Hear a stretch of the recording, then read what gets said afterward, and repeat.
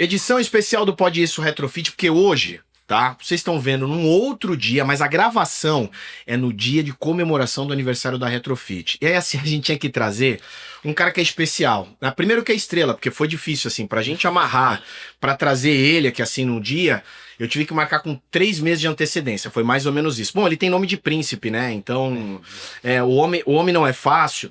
Pra vocês vão entender, tá? Um dos maiores empresários que nós temos aqui em Santos, com larga experiência no ramo de mobília, tá? Deixar isso claro pra vocês. Pra quem tá acostumado a fazer reforma, marcenaria, mobília, planejado, o homem manja muito e tem um histórico bom pra trazer pra gente. Falei pra vocês que tinha nome de príncipe, né?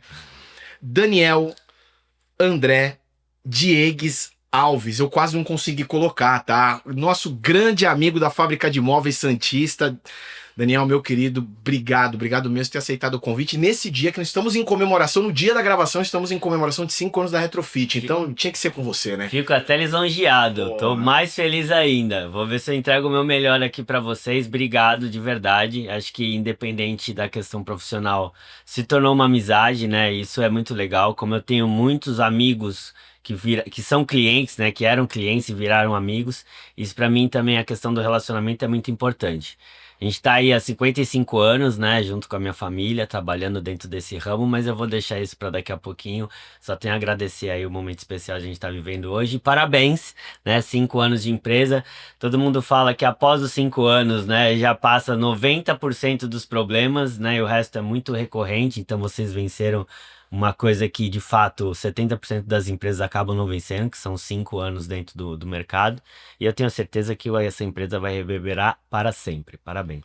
O assunto é peculiar, a gente que agradece mais uma vez, o assunto é peculiar e extremamente técnico, aí a gente tem que trazer o profissional, né? Aí tem que trazer, que é difícil. Então se vocês estão achando que é difícil trazer o Daniel, vocês têm que ver o que é trazer o Thiago Caligiuri, nosso sócio, nosso técnico, nosso profissional pra cá. Ele falou, não, cara, talvez daqui a uns 6 meses eu grave de novo. Ele é desse jeito, viu? Tem um estrela. Príncipe, agora estamos falando rei. É, exato, né? Você tá achando, entendeu? É.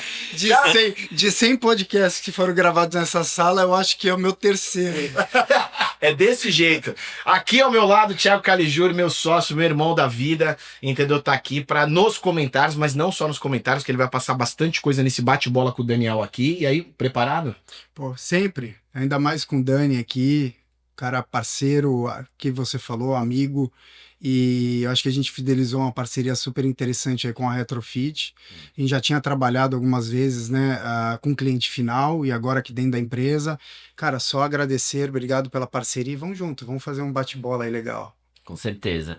E a gente até acabou fazendo aquecimento na fábrica, né, Thiago? Puxando o gancho aí, de trazer informações, né? Primeiro, acho que da fábrica, É isso que eu queria saber, o histórico, como você falou. Acho que isso é o mais importante, de trazer o teu histórico da sua família para entender a importância da fábrica de móveis até pro município e, cara, pra região aqui, né? Sim, meu pai começou em 1970 junto com meu tio, era Império das Pias, que ele vendia mármore. Aí, como era muito difícil comprar o mármore, cortar e vender, eles começaram a fazer o gabinete. Só que eu acho que é mais difícil ainda.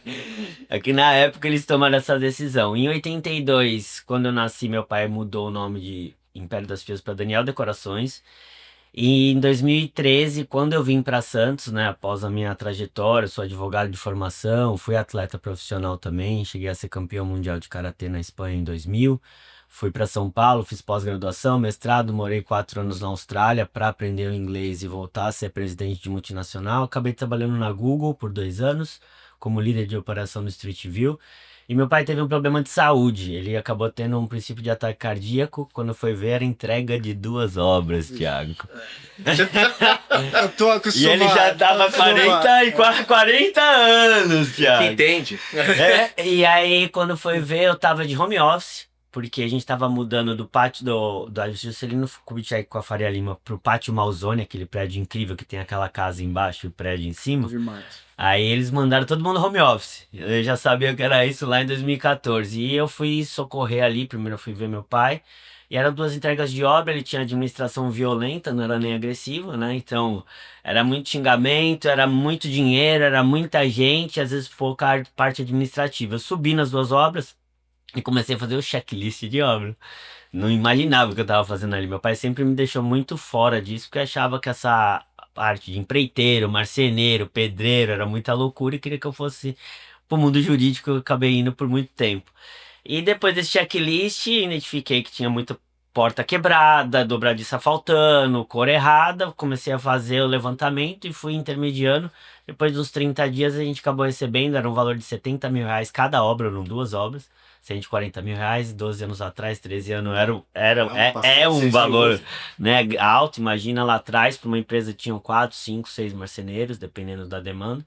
E aí me surgiu né, um ponto, né? Eu já queria abrir uma empresa, não sabia o que que era, na verdade. Não era mais um mundo jurídico, era uma parte mais corporativa.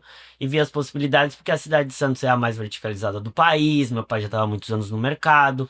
Vi que o valor, né, a parte financeira era um valor de venda que acaba sendo alto, né, para esse tipo de mercado, né? Porque a obra e a marcenaria são os dois principais pilares financeiros ali, né? Que leva a maioria do dinheiro do cliente.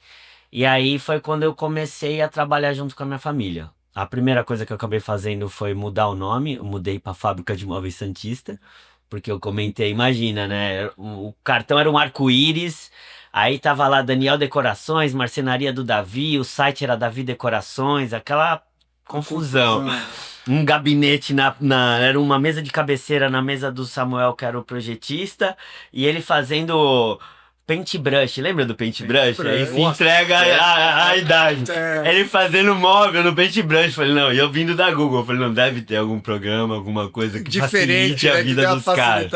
E aí foi uma avalanche de coisa, né? Saí do mundo jurídico corporativo para uma marcenaria, tive muito problema, principalmente comportamental. Porque, como advogado, a gente não pode perder um prazo. Você escreve uma receita de bolo, só que você escreve alguma coisa e você cumpre o prazo. E na marcenaria, às vezes você olhava, o marceneiro tá pronto. Ah, não, tá tudo pronto, vai entregar amanhã. Não, e amanhã tá tudo resolvido. Passava uma semana, o cliente ligava, tava tudo pela metade ainda, e aí tinha que produzir. Então a gente começou desde o início desse processo.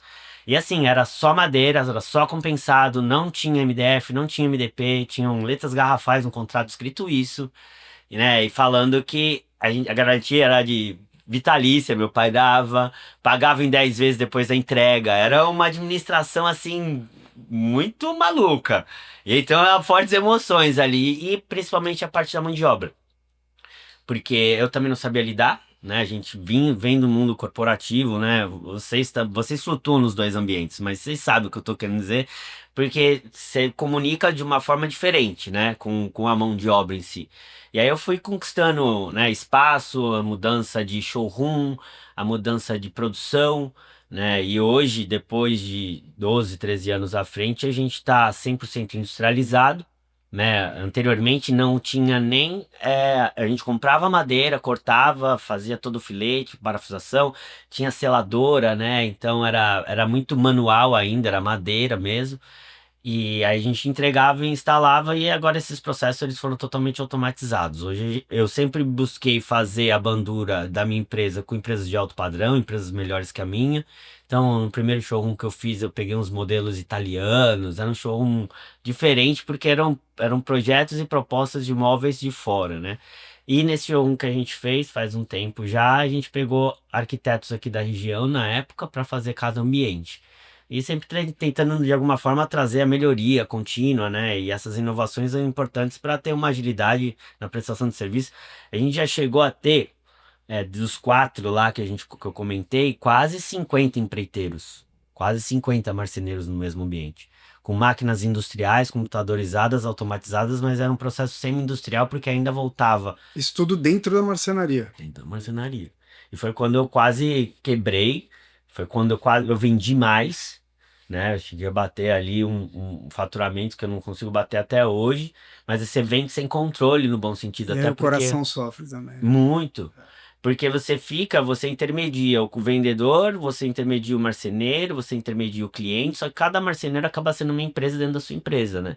Então cada um tem um padrão. E o legal que você estabelecendo agora, que você tem toda essa parte de projetual, né, que você faz, né, desde a medição até o produto final, né, de projeto, você consegue terceirizar para uma fábrica, então acho que seria isso, né, eu acho que é a fábrica do Sul, Sim. elas costumam ser lá, e isso acaba até melhorando para você essa condição até que você comentou, pegando o gancho de checklist, de condição de obra, de acabamento, de qualidade. Eu acho que isso melhora muito aí para vocês também, né? Eu acho que pra quem tá assistindo, tem que saber a diferença do que é uma marcenaria e uma loja de imóveis planejados. Acho que acaba sofrendo muito as pessoas para passar isso, né? E eu já tive uma marcenaria e hoje eu tenho uma indústria de planejado sob medida.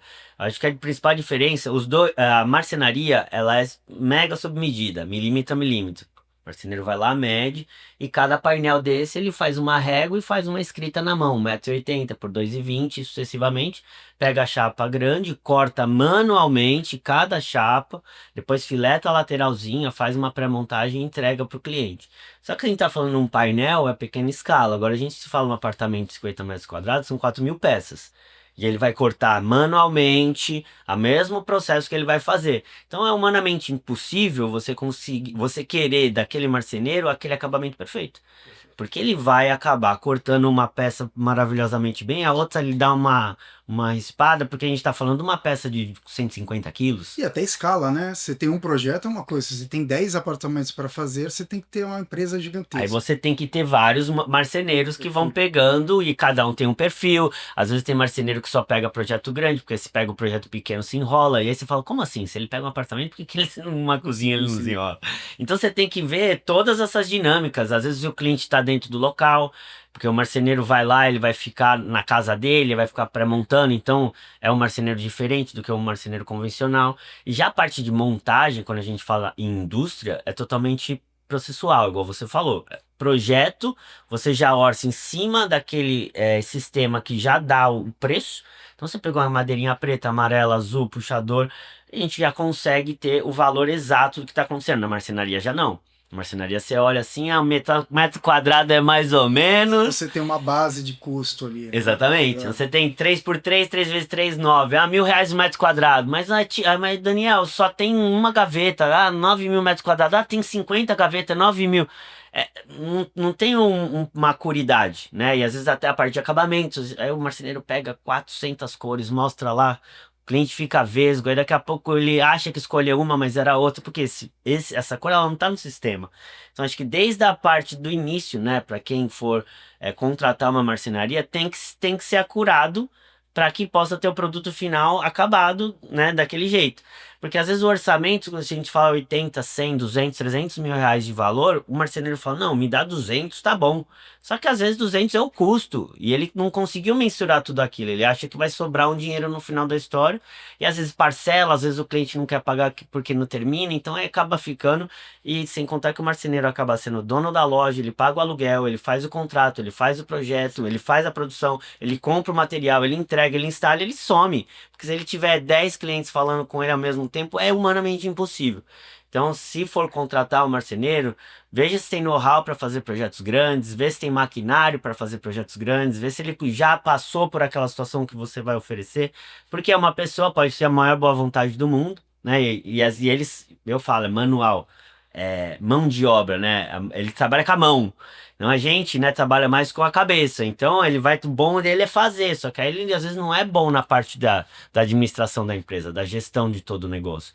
Então acho que os 12, 13 anos que eu passei dentro da marcenaria, hoje a gente está industrializado os últimos 3 anos, foi porque eu fui olhando também, e pra mim foi muito difícil. Imagina, eu tinha um galpão de 2.000 metros quadrados quase, com 50 marceneiros, com aqueles maquinários que você já chegou aí lá, época. Era lindo. Eu troquei o telhado, tinha máquina linda, já tubulação, tinha até um apego, entendeu? Mas aí depois você fala assim, não, isso daqui não tá sendo... Porque no final da história, o que a gente tem que agradar?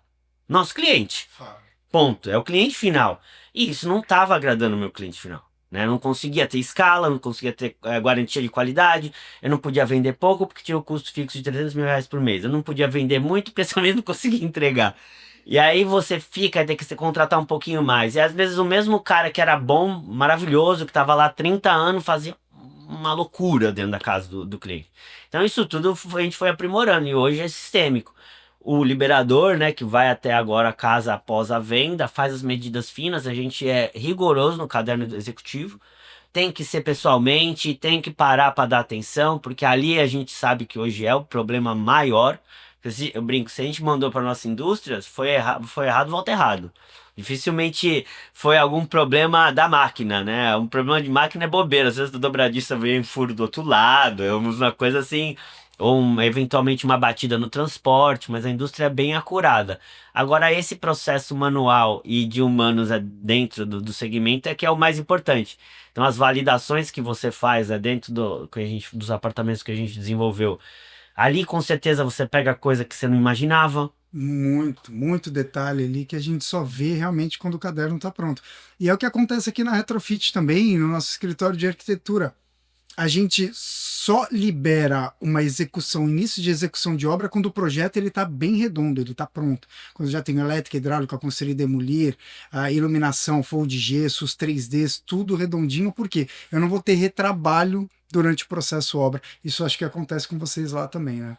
E aí vem o gancho do curso, que se chama Projeto Executivo Express. Caramba, não, é nome bonito. O cara, além de nome de príncipe, o Daniel também tem que colocar o nome do curso de gigantesco. Volta, calma, explica pro pessoal. Você tem um curso lá dentro da fábrica. Eu acho que todos os problemas, né? E aí, quando a gente fala em projeto executivo, é onde vai estar os principais pontos do projeto, o projeto 3D, né, previamente resolvido, e aí você começa a mensurar onde tem a hidráulica, onde tem a elétrica, onde são os pontos de iluminação, onde vai o gesso, onde vai a marcenaria. Paginação, piso, revestimento, o próprio detalhamento de marcenaria. Eletrodoméstico. Aí você tem 14 fornecedores. O piso, o rodapé, a persiana, o pintor. Parece simples, né? Eu até brinco no curso, eu falo, o teu cliente ele quer 3 orçamentos? São 15 fornecedores, são 45 empresas que eu vou falar, tá bom? E por obra. Dá uma realidade diferente, né? Por isso que eu até canso de pensar. Então, assim, né? Vamos focar nos principais, que é mais custoso, aquele 70-30, 80-20, né? Onde vai 70% do dinheiro? É marcenaria, é PIN preto, então faz 2, 3 orçamentos pra gente ter um parâmetro, mas algumas outras coisas não dá pra... Então, às vezes é o parte comportamental, né? Que uma dos pilares do nosso curso é trazer esses tipos de informação. Eu falo mais porque eu tô no outro lado, né? Então, às vezes, como a marcenaria, ela acaba sendo praticamente para medir, ela já passou... Você passou por um processo, né, Thiago? Cara, eu acho que já 80% da obra já tá pronta. Você só faz a medição quando eu já tô com piso, forro, tudo no lugar, uma demão de tinta, às vezes, pra gente definir o projeto e liberar pra produção. Pra produção, né? Então, tu vê, o mundo já acabou 80% da vida, o cliente já tá desgastado, às vezes os prazos não batem aqui, e aí a gente volta um pouco no curso, depois eu falo um pouco mais, mas eu fui até uma empresa que ela é 100% voltada para obra, principalmente para arquiteto, e ele trouxe todas as dificuldades para fazer, aí a gente quer educar o arquiteto para passar para o cliente, né? Porque às vezes se o arquiteto não se posiciona, né? O Diegão, ele falou algumas coisas lá muito importantes, ele falou, vocês também têm essa metodologia aqui, né? Se não tiver fechado esses 6 fornecedores principais, o meu prazo não começa. Aí o cliente ele fala, mas o que tem a ver uma coisa com a outra? Tem sim, porque no final da história eu vou precisar desse cara para me ajudar aqui e depois eu vou ter que ajudar ele para lá. Então, se tu não quer alargar, né, paralelamente, mas às vezes o cara não tem, o cliente não tem condição financeira ali para arcar com todos os fornecedores nos 30 primeiros dias. Mas é uma outra situação, só que aí tem uma consciência para o cliente. Só para dar um exemplo para quem tá ouvindo e que de repente, né, caiu aqui, não tá, a gente fala de tantos assuntos, né? Muito simples, muito simples. Por exemplo, a questão da pia, né, do mármore que vai, seja numa área de serviço ou de uma cozinha, né? Ali você não consegue, às vezes você tem que alinhar junto com essa marmoraria para colocar o piso, né? Dando um exemplo simples só para assim, tem vários outros, eu sei, né, do pintor e tudo mais, mas esse é um dos, para mim, assim, quando eu vejo na obra o mais clássico. Fala, já pode colocar marcenaria, tá, mas tá combinado com o pessoal da marmoraria? Se vai colocar pedra, vai a marcenaria primeiro para depois colocar pedra em cima? Depende, tem... Então acho que tem isso, Thiago Thiago pode explicar melhor, mas a título de exemplo para vocês entenderem. Não adianta contratar o marceneiro sem combinar, por exemplo, se for um espaço de cozinha, sem a marmoraria primeiro, né? Sim, eles têm que trabalhar em paralelo, né? O Thiago tem uma metodologia que a gente falou, que eu até gostaria de retomar, que é como que vocês conduzem aqui, né? A primeira parte você fala... Sempre marmoraria, eu instalo as pedras para depois fazer a medição da marcenaria e executar ela. E hoje a gente não usa nem mais a base de alvenaria, né? A base com tijolo do gabinete. A gente faz a pedra, vocês fazem a medição, instalam o gabinete e já fazem um roda-base de MDF Ultra.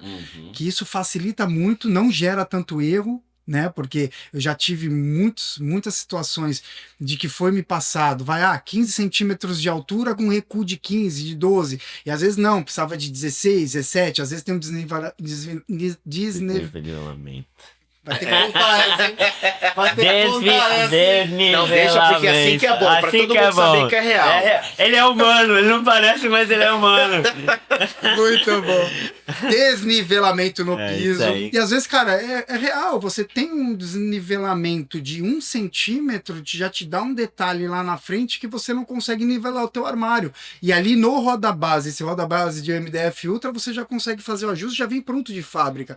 Então isso tudo facilita e não gera retrabalho, né? Sim, exatamente esse ponto que você puxou, o Thiago complementou perfeitamente. Ontem a gente estava fazendo a aula, a gente teve uma aula sobre isso de 15 minutos. Por quê? Porque a base, ela não vai ficar paralela 100%. Mesmo se ela ficar, eu tenho 80 centímetros de vão, eu não vou conseguir fazer um armário de 500 kg e fazer 80 centímetros de vão e encaixar ele. Aí o que eu vou fazer? Fazer um armário de 78, porque tem o desnivelamento. Aí eu tava com um piso com 4 centímetros torto. Por quê? Porque era varanda. Cozinha integrada com a varanda. E precisa desse caimento por causa do ralo. Aí tu tá com 80 aqui, 84 lá. E assim, o pedreiro, ele fez tudo 13 centímetros e meio da base. Só que acabou com 13 centímetros e meio da base e abriu a boca do jacaré. Tu acha que o cliente sabe disso? Às vezes nem o arquiteto sabe. Então assim, aí tira essa base de concreto, que às vezes você vai ter que pôr 10 centímetros a menos para não bater o pé. E aí o cara põe 5, aí daqui a pouco não bate o pé, daqui a pouco tem a máquina de lavar e tem que ficar cravado. E aí começa as variantes só de fazer um paralelo entre mármore e base. Tira, é a nossa opinião, tira a base, a marcenaria faz tudo certinho, depois passa massa plástica e coloca porcelanato ou coloca a mármore. Isso é interessante, porque eu acho... Diminui o custo. Falando como cliente, né? Sujo, eu acho muito interessante. O acabamento fica perfeito. O acabamento fica perfeito, que a marcenaria consegue ajustar, porque aí tá bom. Começou 13,5 e morreu com 18, que era o que aconteceu ontem. Uma bancada de 5 metros lá no castelo de Indaiá. A caída porque tem a varanda e tem um ralo lá no final, não é porque o prédio é torto nem nada. Então na marcenaria você consegue levantar. E outra, quando eu faço um móvel que tem base e tem mármore, eu tenho que fazer menor e depois tenho que pôr um cálcio, para ele não ficar com um buraco entre o mármore e a madeira, que o cliente odeia isso. Aí daqui a pouco eu faço um calço, só que eu tenho que ficar um buraco embaixo, porque eu pus um calço para nivelar. Aí daqui a pouco o marceneiro é ruim. E não tem como você fazer um armário começando com 80 e terminando com 85. Né? Porque a máquina corta reto. Não, tirando que esteticamente, olhando de frente, ia ficar horrível, né? Exato. Você tem 80 aqui, 85 as lá do portas, outro lado. Ela não fica, vai chegar com 85, ela vai abrir algum, assim, né? Em design, né? Até se quiser fazer um design, beleza. Vai saber né? o projeto, né? Ia perguntar isso, como fazer, porque para quem conhece o mínimo de marcenaria, sabe que às vezes tratar com esse marceneiro mais de bairro, o cara faz tudo na mão, então ele vai te resolver em tese, deixar claro, sem ser o que vai direto para a fábrica. Como resolver esses pequenos detalhes? Você tem uma equipe para resolver no local ou tem que ser milimetricamente, pedir várias peças para a fábrica, né? Dentro do curso, né, de formação, são aulas gravadas, que às vezes eu comento, só que é tão simples para mim, né, mas é bom deixar claro. A gente gravou, então ontem lá eu fui com o Luiz, que é nosso medidor, e a gente gravou essas nuances, aí a solução desse ponto, ele vai pedir um rodapé maior, que ele, ao invés de pedir de 13,5, pede de 17, que é o que acabou lá. Ele vai pedir o roda-base de fábrica maior. Ele vai pedir o rodapé maior. E aí ele corta o rodapé para dar uma angulação para o gabinete ficar certinho. Mas isso é feito em loco. É isso que eu ia Ele perguntar. recebe essa peça e essa peça ela é ajustada no local para não ficar aquele E a buraco. peça ultra, também para esclarecer para o pessoal, me corrijam se eu estiver errado, é aquela que ela aguenta um pouco mais de água, né? Ela não é super à prova d'água, Não. mas ela tem uma resistência maior à água, né? Ela não vai estufar tão fácil, ela aguenta um pouco mais, né? Ela recebe mais água, ela pode receber, é isso, né?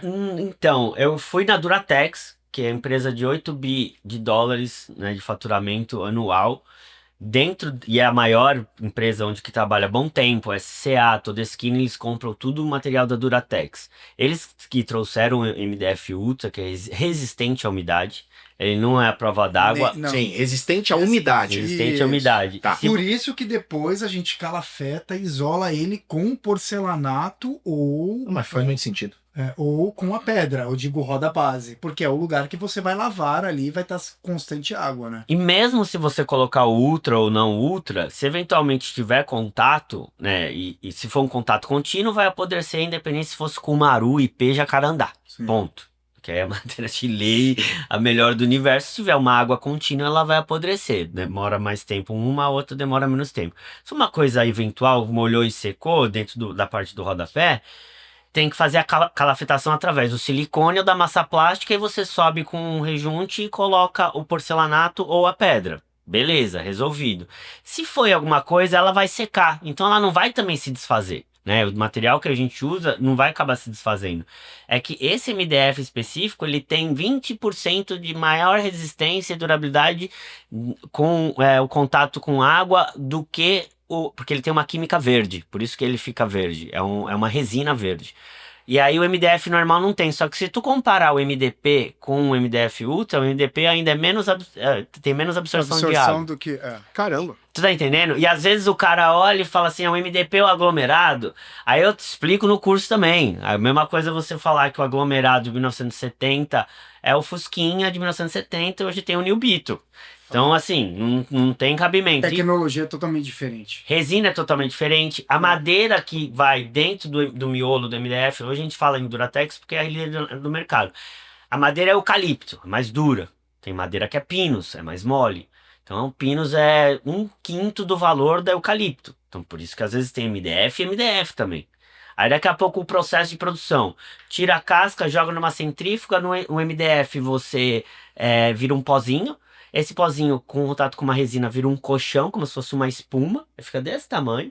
E daqui a pouco é prensado, prensado, prensado até virar a espessura, né? O MDP, ele pega o eucalipto, fagulha ele, não vira o pozinho. Então ele vai ficar pedacinho, lascas de madeira.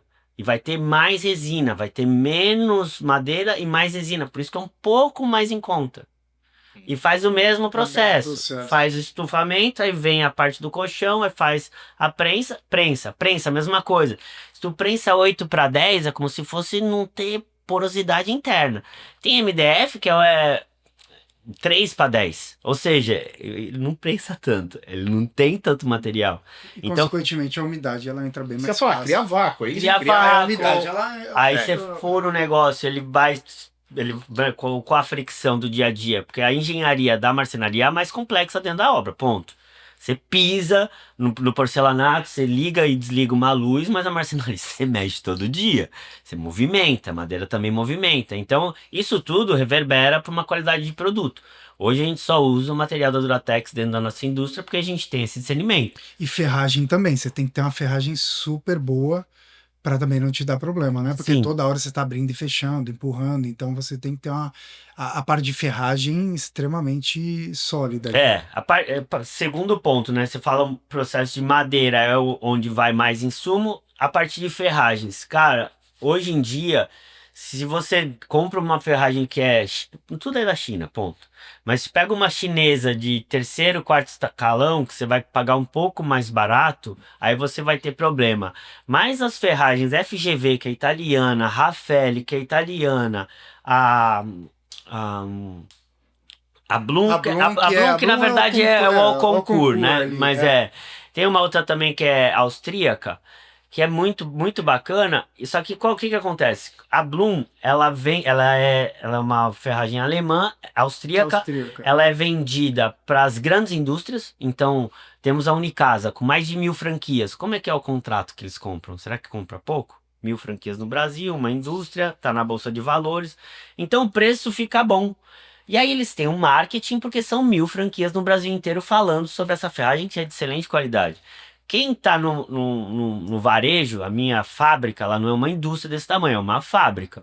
Aí a gente compra Bloom no atacado, mas não tem como comparar a questão de preço. Então, às vezes a qualidade que a gente tem da Raffaele e da FGV é muito similar do que a Bloom, só que a Bloom tem uma força muito grande na parte dos arquitetos por conta das lojas de planejado que tem, né, todas as praticamente, eles colocam com categorias, né, algumas ferragens da Bloom, aí outras de outras qualidades, mas da mesma forma, eu acho que tá meio equal, sabe? Tirando algumas coisas que são de titânio, algumas coisas que são muito específicas. Não, mas aí também o valor agregado vai lá pra cima, Vai né? embora. Aí é um público totalmente exclusivo. Sim, mas tirando, porque o convencional, que é corrediça e dobradiça, acho que tá muito parelho. E a gente também precisa se preocupar.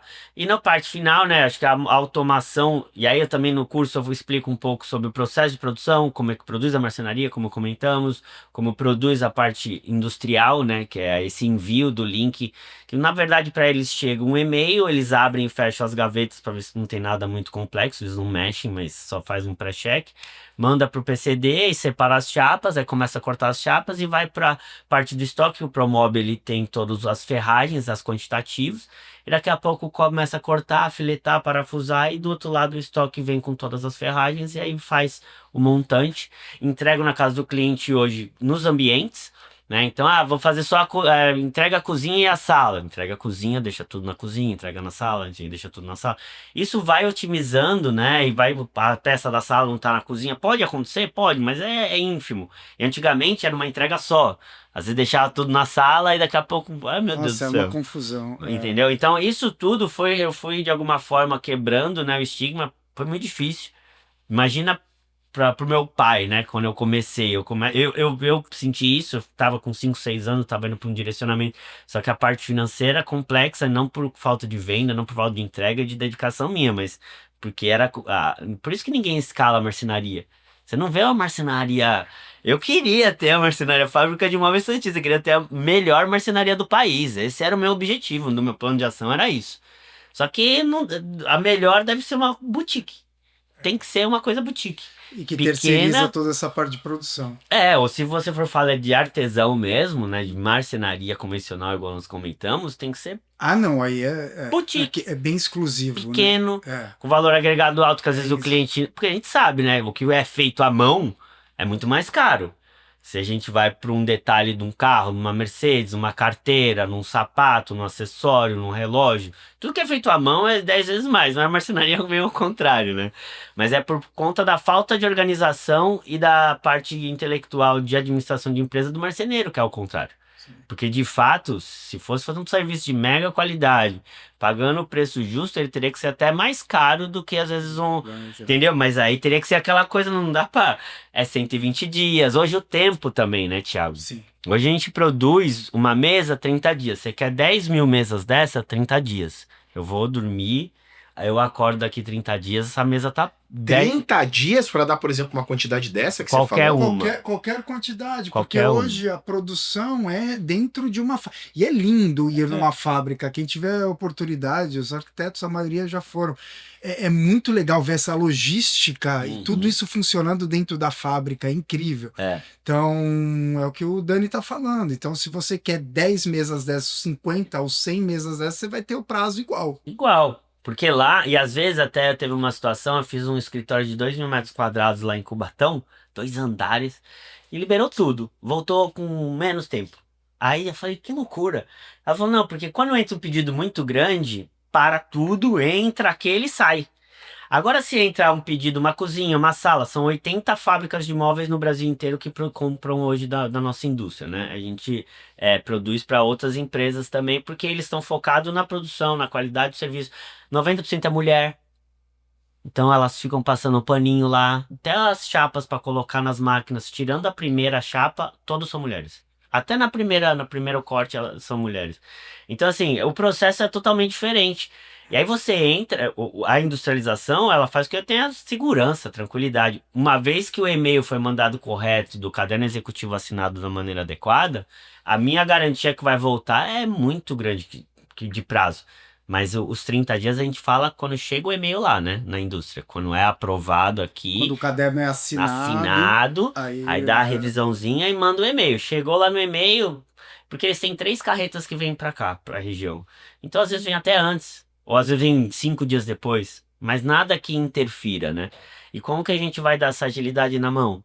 Como vai fazer um apartamento Sequoia aí em 30 dias? Dentro da liberação. Sim, sim. Então, por isso que eu falo, às vezes, dá uma gordurinha no prazo na liberação, seja curado nesse momento, que é o crucial dentro dessa parte. E, obviamente que a montagem, a ponta final, é onde dá a cereja do bolo. Mas uma vez que foi tudo pedido muito bem feito, e como a gente já veio daquilo de pegar a árvore e fazer o móvel, hoje a gente pega o móvel e monta o móvel, né? Tem marceneiros nossos, montadores, que falam, às vezes é mais chato desembalar. Porque tem 3 embalagens, tem a firme, a termostático e o bolha.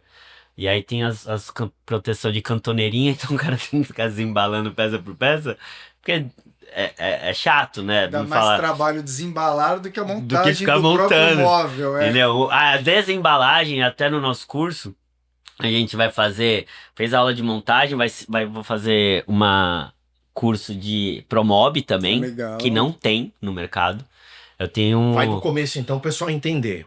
Por conta dessas dores, você entendia que o arquiteto ou os profissionais que estão na área não conseguiam entender essas conexões, ou até entendem, mas não conseguia ter uma exatidão, uma experiência tão grande com essas conexões que tinham que ter com a marcenaria. Você bolou, então, um curso dentro da fábrica mesmo, para esses profissionais. Aí é isso e o nome agora, para ficar mais claro pro pessoal. Eu tava com Franz Rocha e Heitor Palucci num domingo na praia em 2019. Aí a gente conversando, aí eu falei assim: mas pô, vocês aprendem isso na faculdade. Aí o Heitor, oi? Nunca. Aprende o quê? Eu falei: não, pô, a mulher pediu lá uma mesa de altura de 85 centímetros, 14 mesas. Aí a gente fez, aí teve que voltar por causa de 5 centímetros. Porque às vezes tu põe 80 centímetros assim sem ter referência, é baixo. Aí comecemos a falar sobre isso, ela falou, não tem na faculdade. É como assim?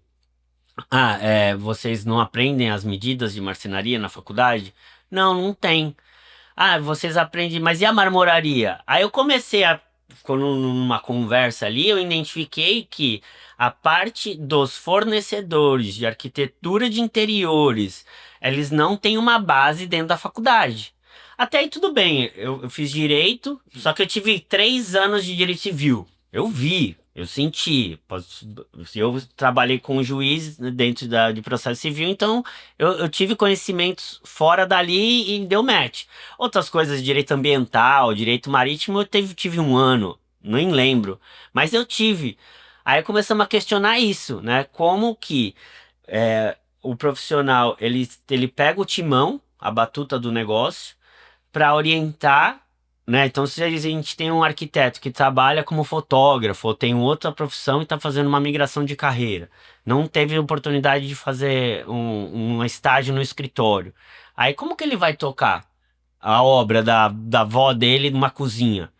Eles acham, não, né, a época, tem alguns cursos que estão mudando, mas não tinha nenhum projeto, ou seja, não tem um computador que abre e você faz um projeto na faculdade, no seu CAD, né? Acho que hoje eu acho que tá um pouquinho diferente. Hoje eles estão começando. Eu sou um pouquinho mais antigo, né, galera? Thiago Eu já tem me cara formei aqui há mais de 20 anos. Não, ele tem cara de 20, mas é formado fazer 20 anos, eu né? iniciei meu projeto em prancheta, papel manteiga, caneta nanquim, o AutoCAD R14. Eu peguei o primeiro AutoCAD que existiu, que era o R14, era quase um MS-DOS o negócio, só para você entender. Mas hoje a tecnologia está totalmente diferente, mas realmente essa dificuldade na faculdade, eu acho que a faculdade de arquitetura, ela te forma o que você falou, né? Ela te dá a base e muito para construção civil. Então, para você fazer prédios, para você ter uma noção de layout, urbanismo, a gente se forma arquiteto e urbanista. Então, tem muita gente que vai para essa área de urbanismo. Eu, na faculdade, também adorava, quase reurbanização de favela, Marquetes, né? Você fica cara, lá, os caras fazendo competição de marquete. E você tem um leque absurdo, assim, tem mulheres, às vezes, que vai para design de joias. Sim. Então, você consegue ter uma base, mas aí você tem que se especializar, que é onde cai o teu curso como uma luva, né? Que você consegue pegar de repente, esse recém-formado que ainda está cru e, de repente, introduzir ele para esse mercado que é o mercado de arquitetura de interiores, que é totalmente diferente. Que é um nicho de todos. É um nicho de todos esses, sabe? Então, eu acho que é bem interessante. E o nicho de arquitetura de interiores compõe hoje 60% a 70% dos arquitetos. Hoje sim. Entendeu? Porque é violento, né? O mercado. Então, é uma atenção que eu acho que até as próprias instituições, a parte educacional mesmo, né? Teria que ter, porque como que ele vai responsabilizar? Hoje tem a parte da RT, de responsabilidade técnica, às vezes é pilar, viga, sustentação, que é a parte estrutural, Perfeito. que o arquiteto, ele conversa muito com engenharia, essas temáticas, né, que são coisas estruturais, mas se você for ver no detalhe da parte de interiores, marmoraria, piso, revestimento, eletrodoméstico, marcenaria, eu falo marcenaria muito, não é porque eu faço lá, mas eu acho que se a marcenaria, se aqui tá a mesa, aqui tem uma elétrica, aqui tem um pão de elétrica, aqui vai ter iluminação, então a marcenaria acaba sendo o centro de todos os outros. Você não vai precisar colocar rodapé aqui, mas vai colocar rodapé aqui, aí vai ter o afastamento do cortineiro, então... Pintura, não preciso dar o acabamento final na parede atrás desse painel. Você tá falando até de um ponto importante, né, de economia, né? Sim. Para quem, assim, a pessoa acha que não é importante entender desse projeto, até mesmo a gente bate muito de frente da contratação do profissional, dos profissionais corretos, né? Então, às vezes a pessoa faz por conta e contrata uma marcenaria não especializada. Ele vai gastar mais dinheiro do que contratar um arquiteto e contratar uma boa empresa, entendeu? Que faça um bom planejado. Acho que a pessoa consegue até economizar com isso. Sim, não, com certeza. Tempo, né? Retrabalho. As principais reclamações dos clientes, 80% dos clientes reclamam por conta de prazo. Então aí eu vejo que não é nem parte técnica, aí vem a parte de gestão de empresa que também não tem nada, aí não tem na arquitetura, não tem engenharia, medicina, não tem nenhum lugar. E aí, como a gente está imerso dentro desse ambiente, é aquilo que eu falei. São 15 fornecedores para fazer 3 orçamentos, são 45 empresas, eu vou precisar de 2 meses. Vou precisar de 1 mês. Para começar a falar. Isso só de orçamento, porque antes disso você tem que fazer a medição do apartamento, você tem que conversar com o cliente, entender o que ele quer. Briefing. Fazer o briefing, fazer o projeto. Fechar o contrato, Fechar né? o contrato, aí você tem que fazer o projeto. Aí o projeto, às vezes, tem... Cara, eu já tive 12, 15 revisões de um projeto. Aí depois que esse projeto tá aprovado, eu vou pros executivos. Aí os executivos estão prontos. Cara, aí depois que vem estimativa de custo, orçamento e... Cara, é o mundo. É o mundo. E aí, assim, às vezes, um posicionamento, gestão, como eu falo de comunicação, eu bato muito nisso. Você já passou pro seu cliente os cláusulas do seu contrato?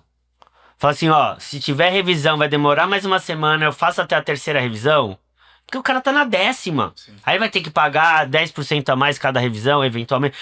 São coisas que às vezes pode deixar, vamos aí, a boa vontade, né, acaba preponderando, né? Só que às vezes você também não consegue passar essa comunicação esclarecida pro cliente, porque demora tempo. Então é um mantra que é uma parte comercial. Aí dentro do curso eu bato essa parte comercial muito bem. Porque a gente tá se vendendo, eu tô aqui passando informações. Tu tem que passar todo dia. É cansativo, tu fala, cacete, eu falei da base do rodapé ontem. Eu falo isso todo dia. E aí, às vezes, os meus consultores não falam isso pro cliente. Eu fico louco. Aí eu vou lá, gente, vamos lá. E é um mantra que a gente tem que ter como empresário. A gente tem que... Eu sou uma pessoa que eu gosto de falar a mesma coisa de várias formas. Porque senão eu fico louco, eu fico falando uma coisa.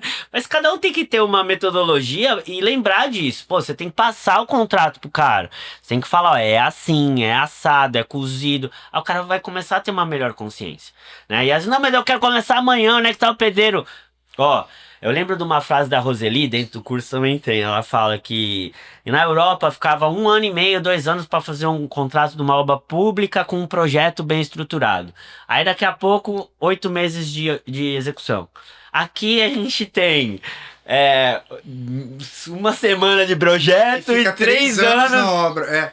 Cara, tu tá entendendo? Essas coisas você falar pro cliente, cara, você vai pagar 2, 3 vezes a mais de aluguel, você vai tal, mas a gente vai ganhar no ponto final, você vai ter uma entrega melhor, uma qualidade melhor. Mas você conscientiza o teu cliente. Cara, eu já perdi vários clientes por causa disso. Ele senta comigo, eu explico e eu falo pra ele, aqui eu funciono dessa forma. São 20 e poucos anos fazendo. Então a gente já experienciou zilhões de formas. Sim. A própria base, né? É algo simples que hoje a gente só faz base de MDF ali que né, a gente já sabe que facilita muito. Então o cliente quando senta comigo dentro do escritório, cara, eu deixo muito claro que se não for dessa forma, eu não faço, porque eu sei que lá na frente eu vou ter problema. Quantas vezes já não aconteceu? Então, cara, é isso tudo que a gente tá falando, retrabalho, custo, aditivo de orçamento, de contrato. Cara, eu faz uns 10 anos, eu não lembro o meu último aditivo de contrato que eu tive com um cliente. Sim. Por quê? Porque é tudo bem redondo, é tudo bem resolvido. Aí é o chato. Tem que chato, mas prefiro, exatamente. Prefiro. E foi daí também, puxando um pouco o gancho pra gente, foi daí que surgiu a Retrofit, né? Eu sempre tive escritório de arquitetura para cliente final, que existe esse público, e tem muitos clientes que querem passar por todo esse processo, e tem os clientes que não querem, que é onde a gente entrega o bolo pronto. Então eu vou entregar, ele não vai passar por toda essa dor de cabeça. Eu e o Dani, nós vamos fazer tudo, vamos resolver, sair na pancada aqui. Sim, resolve. E pronto. Vai até e o o final. produto vai estar pronto para ele, ele escolhe, não, eu quero esse apartamento, esse é o meu apartamento de sonhos, eu vou entrar e vou morar. É lógico que existem os dois clientes, né? Não, e a parte, às vezes, de checklist. Que eu comecei lá atrás, lembra que eu comecei com checklist? Aí eu falo, às vezes para o próprio arquiteto, tem, né, hoje a internet reverbera muito, o cliente tá sensível, tá mais agressivo no sentido de processo, não tá compreensivo, conta acho que do tempo, das mudanças, são gerações aí que estão se conflitando hoje em dia. Mas você pega um checklist, você vai até a obra, indiquei o João, o Pedro e a Maria. Você faz o checklist de cada um, você passa pro seu cliente, cliente, eu falei com o João, tem 10 pontos que ele precisa resolver, isso daqui é o nome dele, isso aqui é o telefone dele, nas outras obras ele foi bem, essa aqui ele deu uma rabiada, e o que eu posso fazer é daqui 30 dias que ele falou para entregar, eu vou acompanhar e a gente finalizar, tudo bem? Às vezes o arquiteto, ele por conta da quantidade de coisa, ele se afasta. Aí perde cliente, perde a reputação, eventualmente sofre processo. Por conta, às vezes, suja muito o nosso nome também. Aí acaba falando um do outro. Sim. Então, eu sempre falo, quando que a gente vai resolver o problema? Tá sangrando, tá não sei o quê? Eu, Daniel, vou até o final. Então a gente vai ter que ir até o final lá.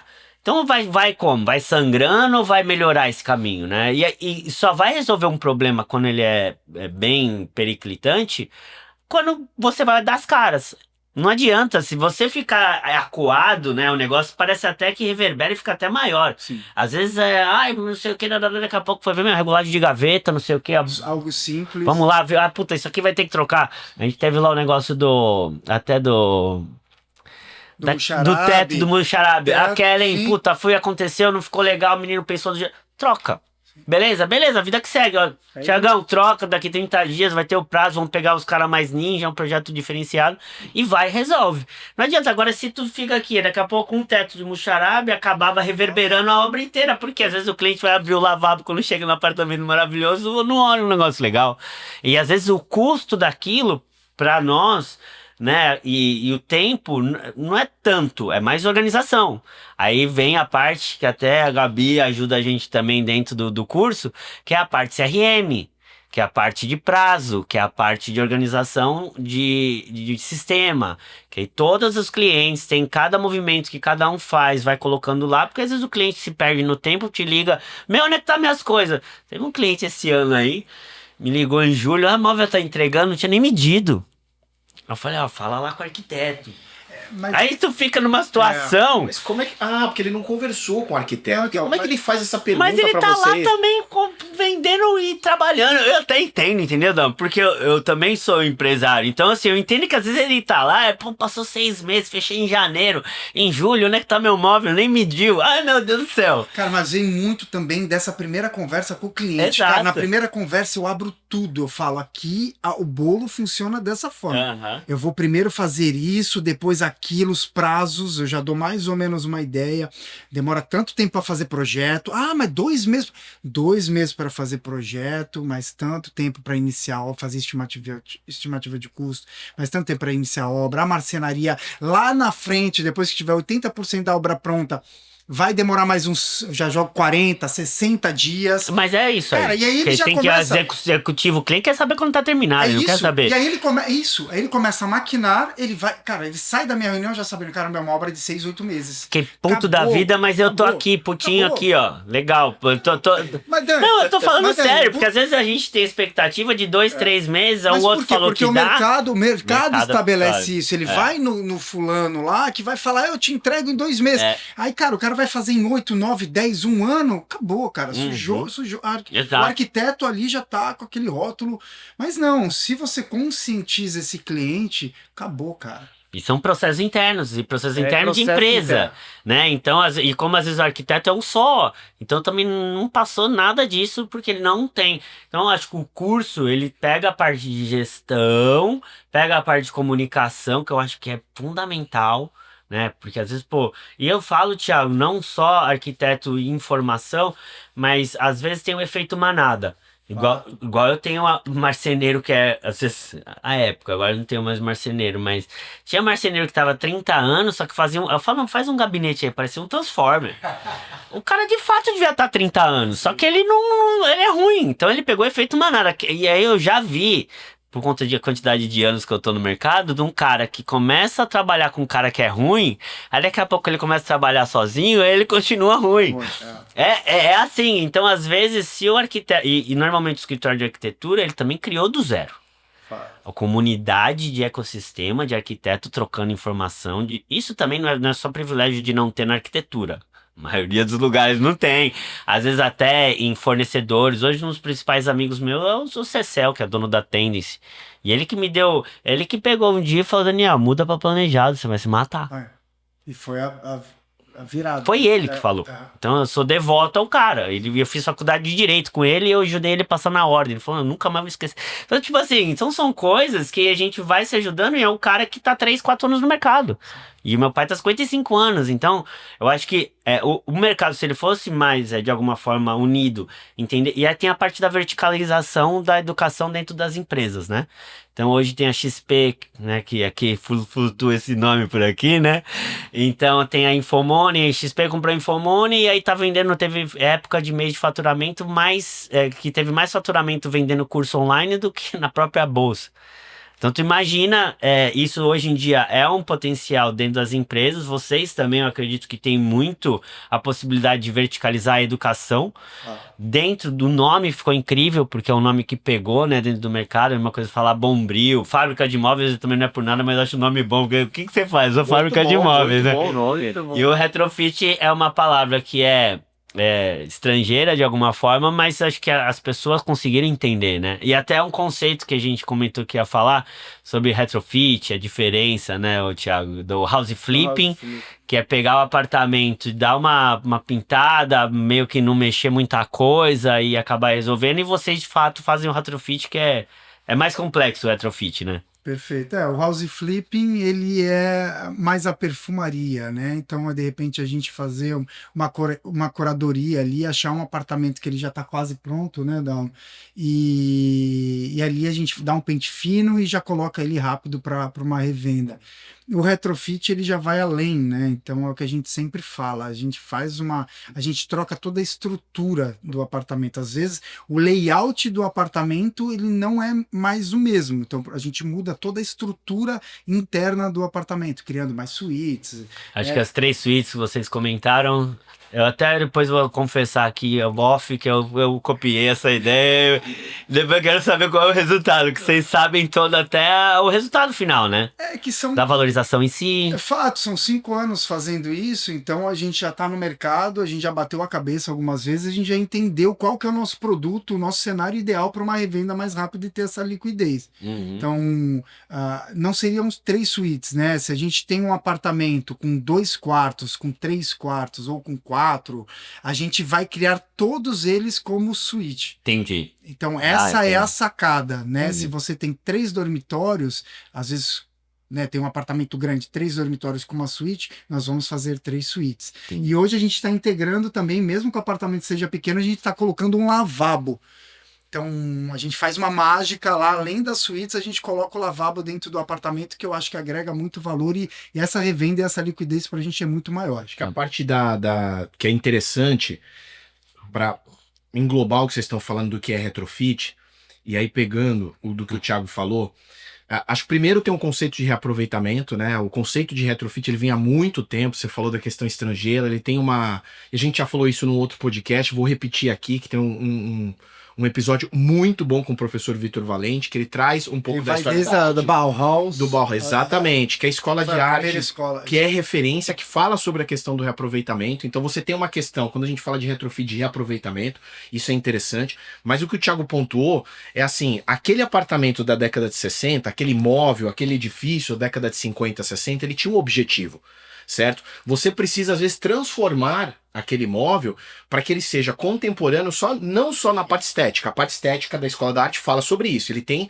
também um aspecto estético, mas ele tem um aspecto funcional.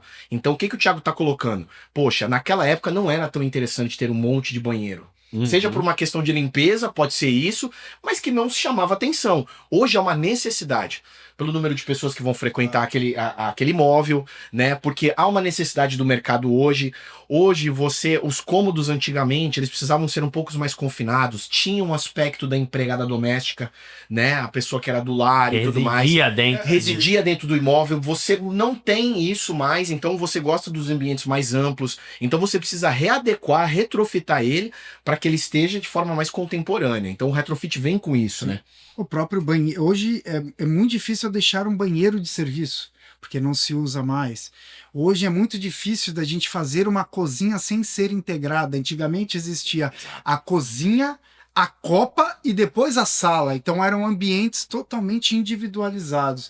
Hoje não, hoje é integração. E aí às vezes a gente brinca, né, com os painéis que a gente fez no apartamento. Fica lindo. Que você consegue de repente abrir, integrar os espaços ou fechar e dar uma isolada. Você integra ao mesmo tempo divide, né? Então você consegue manter os dois, porque tem gente que não quer. A importância da Não marcenaria quer nisso. é integrado. Às vezes uma família mais convencional que vem desses primórdios, ela vai querer também um isolamento da cozinha.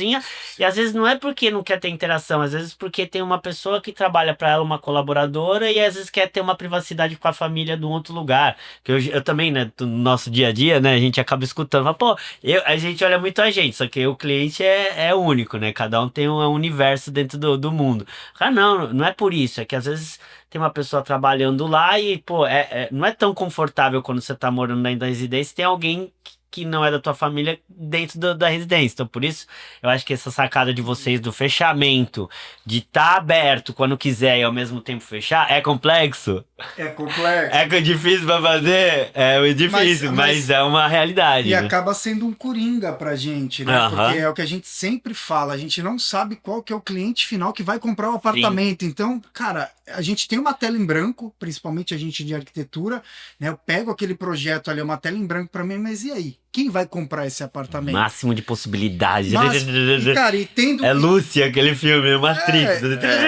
E tendo essas possibilidades, essa tecnologia, podendo fazer essas... Cara, é incrível. Porque a gente pode pegar o público que quer integração, também pode pegar o público que não quer integração, ele vai fechar a porta. Sim, e aí acaba não vetando, porque se você direciona muito, principalmente a tua personalidade, porque todo arquiteto tem uma personalidade, isso é fato. É uma linguagem de projeto. Mas agora você tem que ter a mega humildade, o ego tem que ser jogado lá embaixo, tem que falar, nossa, cara, tenho 1000 clientes aqui em potencial que eu preciso atender um pouquinho de cada um para não ter as objeções, né, Thiago? Fato, por isso que projetos, quando são para retrofit aqui dentro do escritório, a gente faz o mais minimalista possível.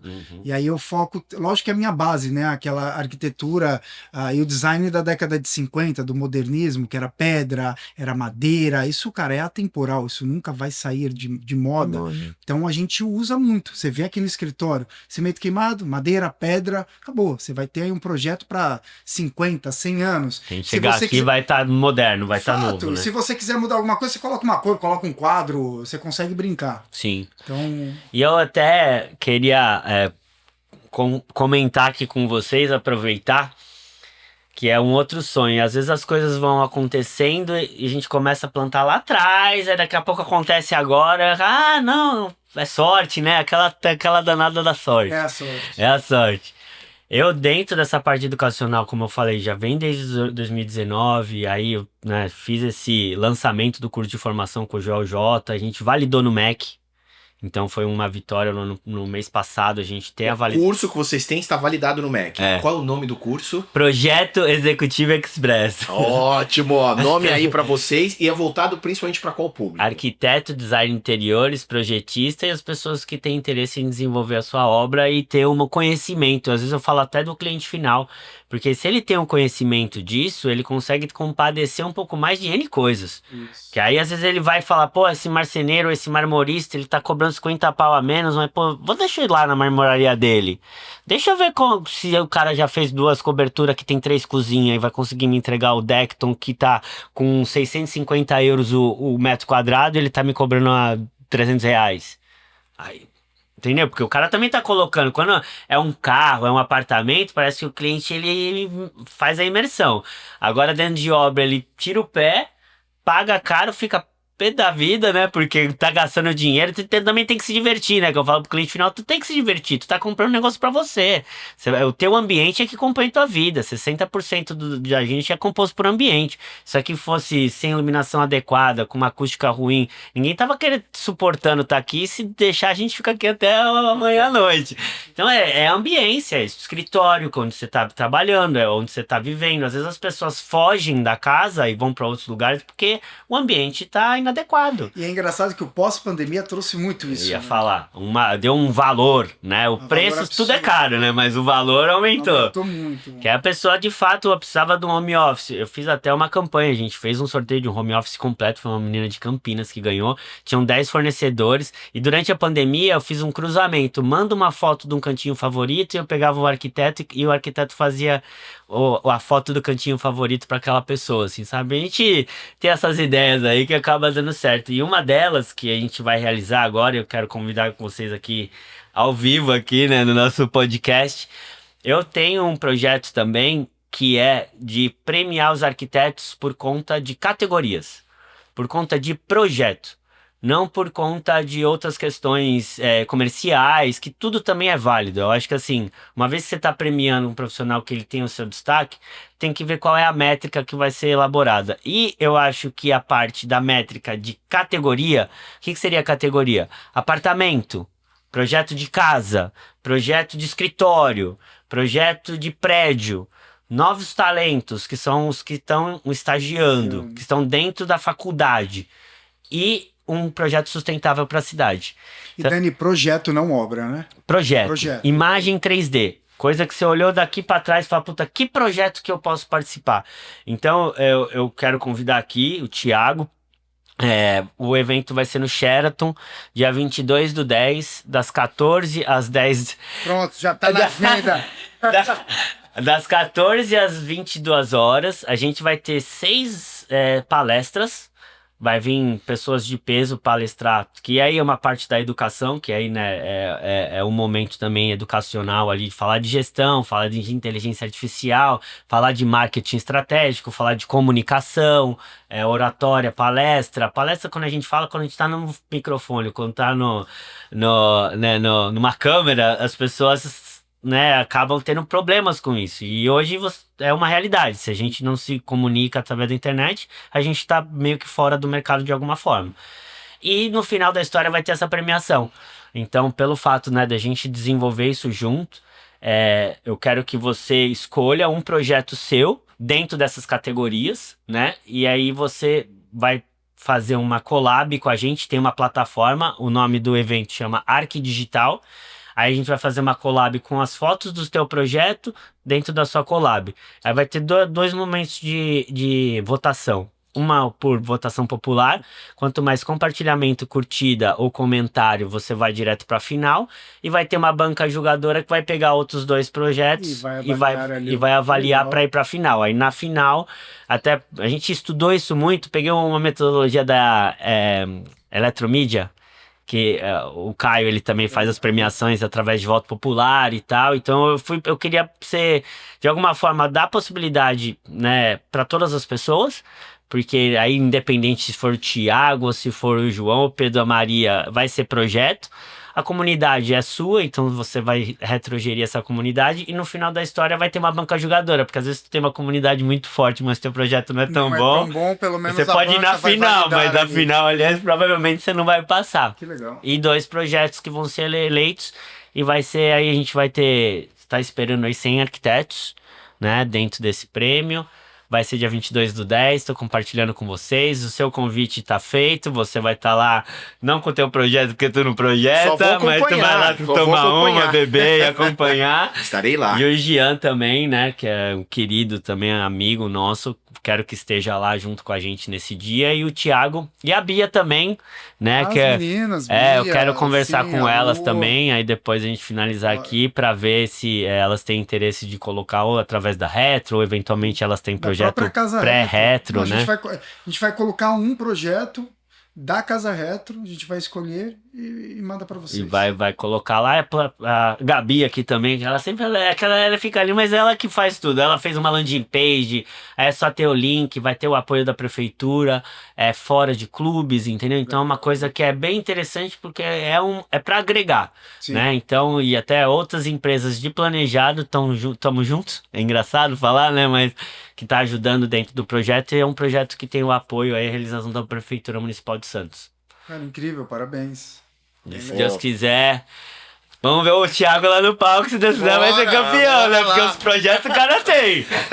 Os projetos ficam bonitos, fica maravilhoso, né? A opção tem pra mandar, né? Opção tem pra mandar, artilharia a galera tem. Tá mexendo com os caras, né?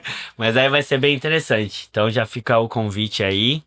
E obrigado pelo papo, obrigado pela. Quem agradece pela somos nós, cara, conversa. pelo convite, pelo curso, cara. Acho que o curso comentar que isso é sensacional. A gente, sempre que a gente traz os empresários, os grandes empresários aqui, foi tanto assunto, mas para quem tá acompanhando, assim, é uma questão de gestão. Estamos falando de gestão, estamos falando de empresa. Não é tão diferente uma gestão, né, de um escritório de advocacia. Quantos advogados a gente, né, temos no nosso hall de relacionamento que não trabalham a gestão. Então, cara, para qualquer empresa é importante, né? O Thiago sempre trazia isso para mim também, antes mesmo da Retro, para falar, cara, como é difícil trabalhar isso, a gestão de um escritório de arquitetura. Então, nós estamos falando de gestão, gente, sabe? Isso é importante. Então, Dani, pô, muito obrigado pelo convite. Por a sua generosidade de estar aqui com a gente, pela generosidade de montar um curso, porque, cara, isso é super importante. Independente da parte comercial, a pessoa se dispor do tempo dela para trabalhar a educação, isso é sensacional, cara, e a gente precisa disso. Sim, então agradecer demais, viu, por tudo. Obrigado vocês, espero continuar aí muitos anos aí nessa parceria, nessa amizade, né, tudo que eu tenho de ideia aí eu mando aí pro Dal, né, eu mando pro Jean, eu mando pro Thiago, então vou compartilhando, né, porque eu tô à frente também do LEAD, às vezes também tem eventos aí corporativos e é da onde que eu também me alimento, né, porque a gente fica ali na operação, na loucura e tal, mas aí a gente tem que sair um pouquinho, né, entender e se alimentar de outras empresas e pessoas que já passaram por isso, e acho que essa troca é muito importante. E se a gente não se vê, que o mundo tá tão rápido, dia 22/10, eu quero ver vocês todos lá, mas com certeza a gente vai se ver antes, e é um prazer, foi um prazer estar aqui com vocês, de verdade. Obrigado. Obrigado aí pela parceria de sempre, Dani. É isso, meu povo. Obrigado mais uma vez. Obrigado aos dois aqui. Papo cabeça de gestão. A gente sempre fala que a gente trata aqui de comunicação, a gente trata de marketing empresarial, trata de gestão, trata do mundo empresarial, do mercado imobiliário, e tá aqui um especialista da nossa região para falar de imóveis, para falar de gestão, para falar de educação. Obrigado mais uma vez. É isso aí. Obrigado, meu povo. Até a próxima, tá? Beijo no coração. Tchau.